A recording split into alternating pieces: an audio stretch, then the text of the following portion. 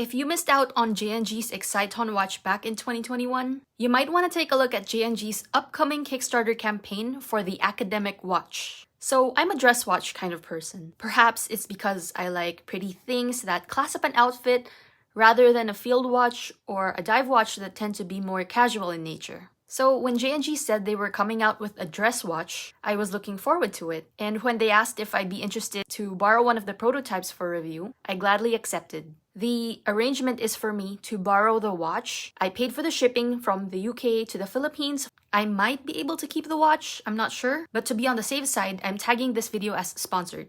Also note that this is a prototype and there may be some changes in the final version. The academic watch arrived about 2 weeks ago, and it came in this brown single leather wash roll with the J&G branding, which I think is a great idea because it's a classy way of presenting a watch. Plus, it's useful for travels to keep your spare watch cushioned in your luggage. I'm not sure what kind of leather it is, but it feels like the average genuine leather, not top grain or full grain. Speaking of leather, J&G collaborated with Vario to provide vintage Italian leather straps in full grain, which is the best kind of leather you can get. Vario sells these for $42 to $46 alone, and you're already getting this as part of the whole package. For the price, it will be £300 for the matte dials in black, white, and pink, and £320 for the sunburst colors in champagne, salmon, red, green, Exciton Blue, silver, and ice blue. For this video, I'll be reviewing the matte dial in black. The watches are going to be shipped out of the factory in China via FedEx, so take note of the customs fees in your computation. Anyway, let's get started with the specs. It has a case diameter of 38mm, lug-to-lug of 46mm, case thickness of 10mm, and a lug width of 20mm. The stainless steel case has a mix of brushed finish with polished chamfered edges on the lugs and a polished bezel. It has its curvy details, which is typical for a dress watch, yet with some sharp angular details, which is consistent with the J&G design language. As for the dial, the J&G logo, the name Academic, and the Railroad Minute Track are printed in white for this matte black dial. The hour markers are applied with the 3, 6, 9, 12 in Roman numerals and everything else in rectangular bars. The Dauphine hands are flat on top, but with angled edges. With how all of the polished surfaces being flat and facing up, along with the polished bezel, it catches the light simultaneously, which pops out at you, especially with the contrasting black dial. The mix of these classic features with modern details like the font and the case make it look retro-futuristic, like how it would fit in a steampunk genre sort of way, but without these stereotypical exposed gears, if that makes sense. Every little component to get to this desired effect was specifically designed from scratch. The hour markers, the hands, the case, all have to be specifically made for the academic. It's powered by the Miyota 9039, which beats at 28,800 beats per hour, resulting in a smoother sweep of that second's hand versus cheaper movements that sweep at 21,600 beats per hour. It hacks and it hand winds. It's also a no-date movement, so there's no ghost date position for this. I've read that the 9039 has a lower hand stack height than its with-date counterpart, the 9015, which allows them to design for a thinner case and allows them to use a flat sapphire crystal to give it an overall slim feel. Since this is a dress watch, it only has a water resistance rating of 30 meters, so don't bring it swimming. It only has a push-pull crown, so it's splash-proof at most. Since this is a prototype, there are gonna be some changes with the final version that I need to highlight. First, the watch roll logo will be much smaller. Second, the buy at the case back will be a small b instead of a capital B, and of course the numbering will be updated. Third, none of the lug holes will be drilled. There will be 2 sets of regular lug holes, 1 set closer to the case for leather straps, and 1 set farther for thicker nylon straps. So up next, I'll be listing out the pros and cons of the academic. Number 1. Of course, with J&G, you're gonna get an original design. The case, hands, and hour markers, they're not off-the-shelf components that were slapped on together, which means it's more expensive to produce. Apparently, it took a year of designing to get this, as everything needs to be in the proper balance and proportion. You can see that in the way the length of the hour markers are perfect for the 38mm case size, the way the hour hand reaches exactly the tip of the hour marker bars, and the way the minute hand is exactly on the Railroad Minute Track. The dial diameter is 31mm, while the inner space between the hour markers is 19mm, which closely follows the golden ratio. The second hand is original to J&G with its arrowhead and circle counterbalance. I know some commenters will say, I can get an homage watch cheaper on AliExpress, but I believe you have to reward people for their originality, creativity, and attention to detail. Number 2. When I saw the mock-up illustration of the Academic on Instagram, I thought it was meh.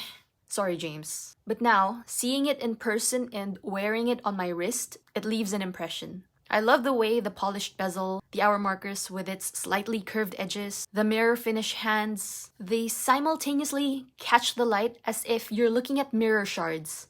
And the whole effect just pops out at me, especially with the black dial. With the AR coating on the underside, the crystal reflection is minimized so I can see the full effect of the hour markers and the hands. Number 3. It's rare to get a Miyota 9000 series movement on a watch in this price range. Usually in the affordable price range, they use a Miyota 8000 series movement or a Seiko NH35, which only beats at 21,600 beats per hour, versus the Miyota 9000 series movement, which beats at 28,800 beats per hour. On top of that, there's no date wheel on this movement, so there's no ghost date position, which was one of the feedback from the Exciton II release. Also with the thinness and the low hand height stack of the Miyota 9039, they were able to keep this watch at 10mm. Number 4. So there are many different kinds of leather, and they're not all equal. The best kind is the full grain leather, which is the outer layer of the hide, which goes through minimal sanding, so it's the most durable. That means there's a higher standard with the selection when it comes to the texture and uniformity.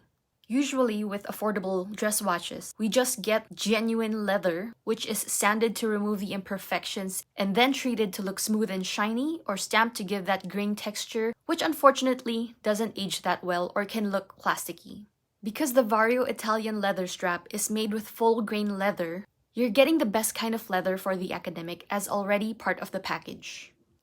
With the modern elements of the Academic design, J&G went the extra mile and made 2 lug holes on a dress watch. They recognized that watch enthusiasts would want to wear this with a nylon strap. They could have just stuck us with the 1 lug hole position for the leather straps, but no, they wanted us to be able to be adventurous with our choices. So what do you think of the Academic on a nylon strap?